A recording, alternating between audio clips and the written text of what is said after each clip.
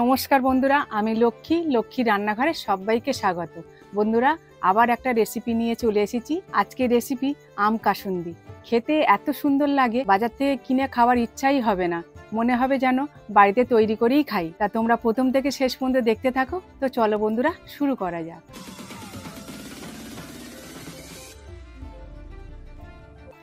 এখানে দু রকম সর্ষে নিয়েছি, হলুদ সর্ষে আর কালো সর্ষে। এই সর্ষে দিয়ে আজকে আমি আম কাসুন্দি করব। এখানে 100 গ্রাম সর্ষে আছে, এক বাটিই হবে। আর হলুদ সর্ষেটা আমি হাফ বাটি নেব, ওর অর্ধেকটা। বাটি নিয়েছি, বাটির মধ্যে ঢেলে নেব। 100 গ্রাম কালো সর্ষে আর 50 গ্রাম তোমার হলুদ সর্ষে, টোটাল 150 গ্রাম সর্ষে আছে। আর এই সর্ষে দিয়ে আমি আম কাসুন্দি বানাবো। এবার আমি জল দিচ্ছি।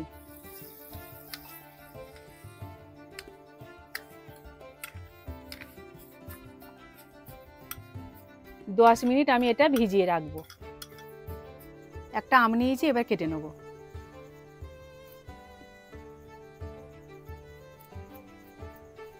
আর এরকম কাঁচা আম নেবে। এই কাঁচা আম নিলে বন্ধুরা কাসুন্দিটা ভালো হবে। আর এই কাসুন্দিটা সবার সঙ্গে তোমরা খেতে পারবে, তরকারি করলে তরকারিও দিতে পারবে।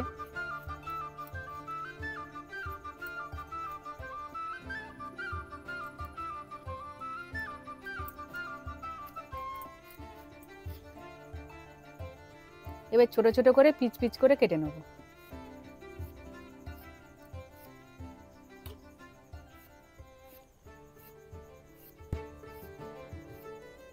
দেখো বন্ধুরা, আমটা কেটে নিয়েছি। এবার ভালো করে ধুয়ে আর তুলে নেব।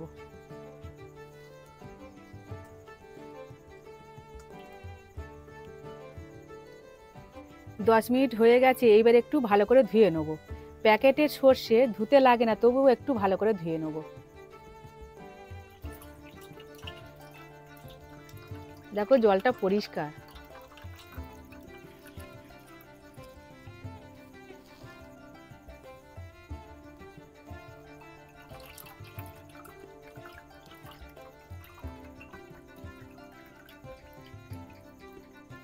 ভালো করে ধুয়ে নিয়েছি। এখানে একটা মিক্সির জার নিয়েছি, আর এই মিক্সির জারে আমি বেটে নেব।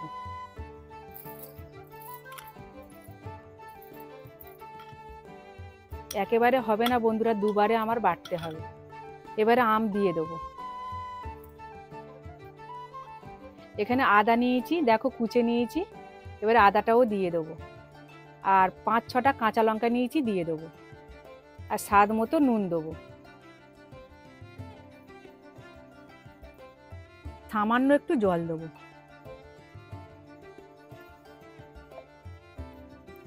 এবার আমি পিষে নিয়ে আসছি। দেখো বন্ধুরা, কত সুন্দরভাবে পেস্ট করে নিয়ে এসছি। আর এই দেখো কত সুন্দর পিষে গেছে। এইভাবে বেটে নেবে। এবার আমি গ্যাসটা ধরিয়ে দেবো। যে বাটি সর্ষে নিয়েছি সেই বাটি 3 বাটি জল দেবো।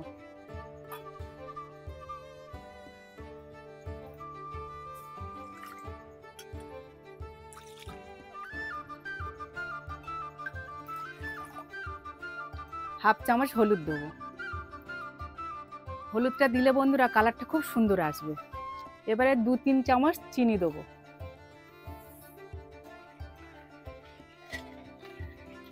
ফুটে উঠলে তারপর আমি সর্ষেটা দেবো।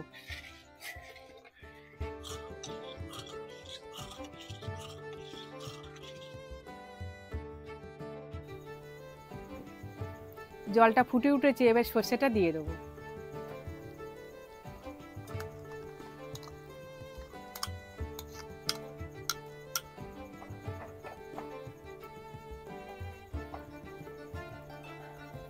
এখন থেকে দেখো বন্ধুরা, একদম পুরো কাসুন্দির কালার এসে গেছে। এবারে জালটা একদম আস্তে দিতে হবে, দিয়ে এইভাবে নাড়তে হবে।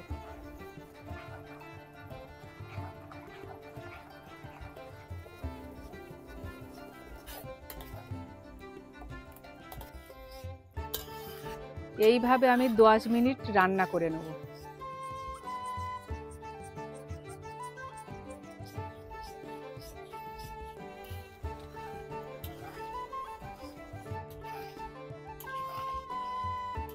10 মিনিট আমি রান্না করে নিয়েছি, আর দেখো কেমন ঘন হয়েছে, আর একটু ঘন হবে।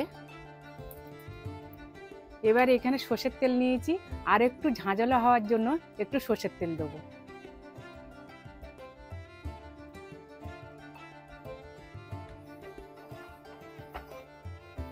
সর্ষের সাথে ভালো করে সর্ষের তেলটা একটু মিশিয়ে দেবো।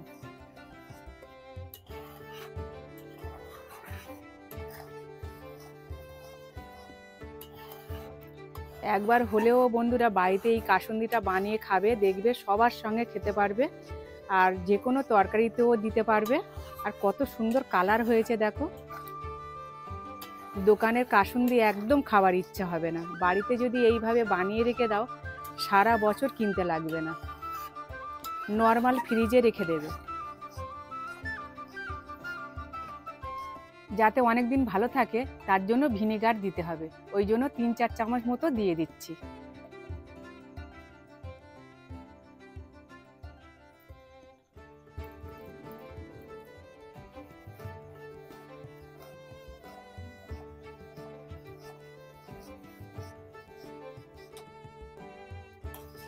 ঠান্ডা হয়ে গেলে অনেকটা ঘন হয়ে যাবে।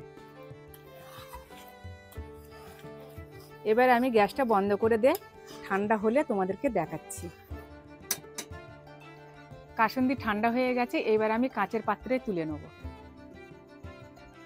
আর দেখো ঘনটা কত সুন্দর হয়েছে। কাসুন্দি এইরকম ঘন ভালো, এর চাইতে বেশি ঘন ভালো লাগবে না।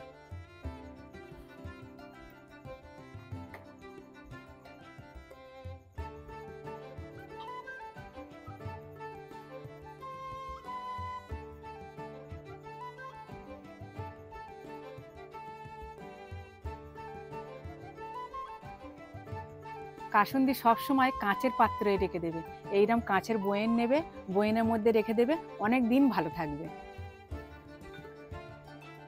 দেখো বন্ধুরা, আমাদের আম কাসুন্দি কত সুন্দর হয়েছে। তোমরা ঘরে এইভাবে তৈরি করে খেও, খুব ভালো লাগবে, সবার সাথে তোমরা খেতে পারবে। আর এই কাসুন্দিটা তোমরা তরকারিতেও দিতে পারবে। তো ফাইনালি বন্ধুরা, আমাদের আম কাসুন্দি একদম রেডি। আর দেখেছো তো কত সহজভাবে এই রেসিপিটা হয়ে গেল। তোমরা অবশ্যই ঘরেতে বানিয়ে একবার দেখো, এটা সব কিছু দিয়ে তোমরা খেতে পারবে, আর খুব ভালো লাগে খেতে। তা তোমরা সুস্থ থেকো, ভালো থেকো, আর সবসময় হাসি মুখে থেকো। দেখা হবে পরের ভিডিওতে। Tata, bye bye.